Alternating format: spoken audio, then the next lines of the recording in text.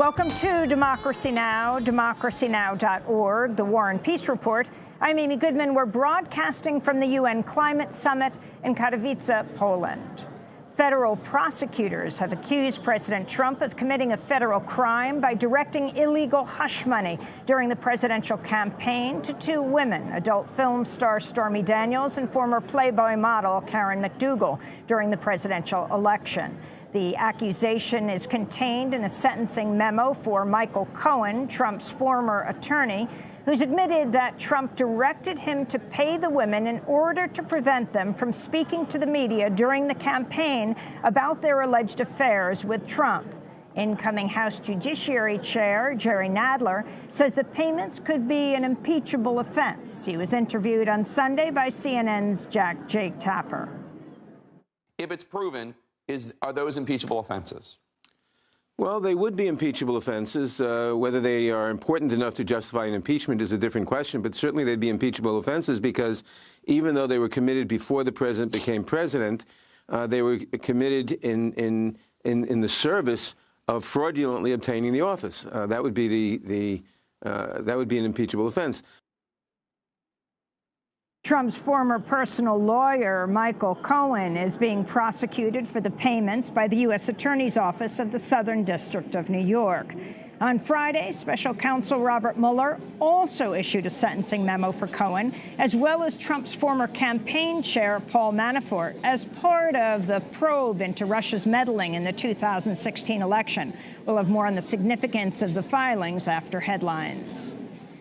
President Trump announced Saturday his chief of staff, John Kelly, would step down at the end of the year. Early reports said Trump wanted Vice President Mike Pence's chief of staff, Nick Ayers, to replace Kelly. But Ayers said Sunday he will not take the job and will soon leave the administration. The New York Times is reporting President Trump's advisor and son-in-law, Jared Kushner, circumvented White House protocol by having private conversations with Crown Prince Mohammed bin Salman of Saudi Arabia after the murder of the Saudi journalist, Washington Post columnist Jamal Khashoggi by Saudi hitmen on October 2nd in the Saudi consulate in Istanbul, Turkey. Kushner reportedly advised the Crown Prince on how to, quote, weather the storm. President Trump and a number of top White House officials have refused to acknowledge bin Salman's involvement in the murder, despite the CIA concluding with high confidence that he was directly responsible for ordering the killing. CNN is reporting Khashoggi repeatedly said, "I can't breathe," during his final moments alive in the Saudi consulate in Istanbul before he was murdered and dismembered. President Trump has nominated William Barr to be the next Attorney General. Barr previously served as Attorney General under President George H.W. Bush in the early 1990s and is known for his expansive view of executive power. If confirmed, Barr will oversee Mueller's investigation. As Bush's Attorney General, he was involved in the pardon of 6 Reagan officials for the Iran-Contra scandal. More recently, he's expressed sympathy for President Trump's demand that Hillary Clinton be prosecuted over her use of a private email server. Barr also supports former Attorney General Jeff Sessions' positions on so-called religious freedom and his hardline stance on immigration. In 1995, Barr wrote that the U.S. government should not be secular and should subsidize Catholic religious education and promote laws that, quote, restrain sexual immorality. The European Union's top court ruled today the United Kingdom can unilaterally reverse Brexit any time before March 29th, the deadline for the UK to leave the European Union under the current schedule. The ruling comes as British Prime Minister Theresa May moments ago called off a parliamentary vote amidst vocal opposition, including from within her own Conservative Party. If May fails to pass a vote on Brexit, it could undergo a second referendum. Thousands of demonstrators from both the Remain and pro-Brexit camps took to the streets in London over the weekend ahead of the crucial vote. In France, the Yellow Vests Protests continue for a fourth consecutive week. An estimated 130,000 people took to the streets across France over the weekend, resulting in over 1,700 arrests. In Paris, major attractions, including the Louvre and Eiffel Tower, were closed in anticipation of the demonstrations. Protesters and police clashed again in the capital and other cities, with police firing rubber bullets, water cannons, and tear gas at crowds, and some protesters smashing windows and setting vehicles on fire. The French government halted plans for the fuel tax hike at the center of the protest, but demonstrators are calling for additional economic reforms and many for the resignation of President Emmanuel Macron. Macron is set to address the nation later today. Meanwhile, a video has gone viral showing French high school students lined up on their knees with their hands behind their heads on their backs as police officers watch over them.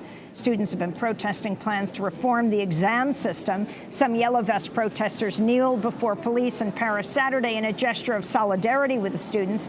Yellow Vest protests have started in other countries, including Belgium, where about 400 people were reportedly arrested over the weekend as protesters clashed with riot squads in the capital, Brussels. Here at the UN climate talks in Katowice, Poland, the U.S., Saudi Arabia, Russia, and Kuwait have blocked language welcoming October's landmark UN IPCC climate report, which warned of the catastrophic effects of a global temperature increase of 1.5 degrees Celsius or 2.7 degrees Fahrenheit, beyond which global crises could unfold at a rapid pace. The four countries rejected using the word welcome, insisting members instead note the findings of the widely cited UN report. The report was blocked hours after thousands of climate protesters marched in Katowice on Saturday to call out Poland's promotion of coal mining and to demand urgent action on climate change.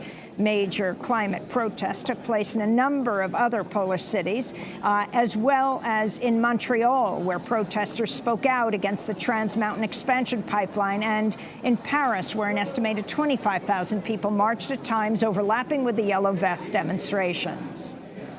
Le climat, en fait, c'est vraiment fondamental aujourd'hui. Climate nowadays is really fundamental, and in particular in a context of social debate. Both causes converge because decision makers and leaders are elected to take decisions in both areas. And today the context urges us to fight, because there is a climate emergency and also an increasing social emergency. We'll bring you voices from the protests here in Katowice later in the broadcast. In Colombia, an indigenous governor from the southwestern department of Cauca was killed last week. Edwin Dagua Epia had received death threats from paramilitary groups prior to his murder. A local human rights group reported 10 indigenous people have been murdered in Colombia in a span of just 8 days. Another indigenous governor in a neighboring area was attacked Saturday but survived. Local leaders are calling out the far-right government of Ivan Duque for the spike in murders and a failure to protect indigenous leaders. In Virginia, a jury convicted self-described neo-Nazi James Alex Fields of first-degree murder for killing anti-fascist protester Heather Heyer at the deadly Charlottesville rally last year. Fields plowed his car into a crowd of people protesting the white supremacist Unite the Right rally, killing 32-year-old Heyer and injuring 35 others. A sentencing hearing is set to take place today. Fields is also facing separate federal hate crime charges, which could result in the death penalty. In Canada, prosecutors have confirmed that Meng Wanzhou, chief financial officer of the Chinese tech giant Huawei, was arrested in connection with possible U.S. fraud charges linked to Iran sanctions. Meng was arrested in Vancouver December 1st after a U.S. arrest warrant was issued in August. She now faces extradition to the United States. Meng, who is also the daughter of the founder of Huawei, is accused of using a subsidiary, Skycom, to mislead financial institutions and to try to import U.S.-made technology to Iran in violation of U.S. sanctions. China's called for Meng's release and summoned the U.S. and Canadian ambassadors over the weekend. And this year's Nobel Peace Prize was handed out today to Dr. Denis Mukwege and Nadia Murad.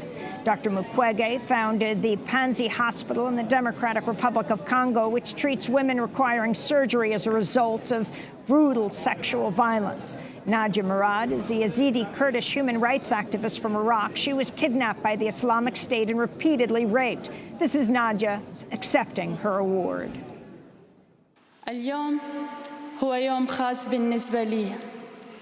Today is a special day for me. It is the day when good has triumphed over evil, the day when humanity defeated terrorism, the day that the children and women who have suffered persecution have triumphed over the perpetrators of these crimes.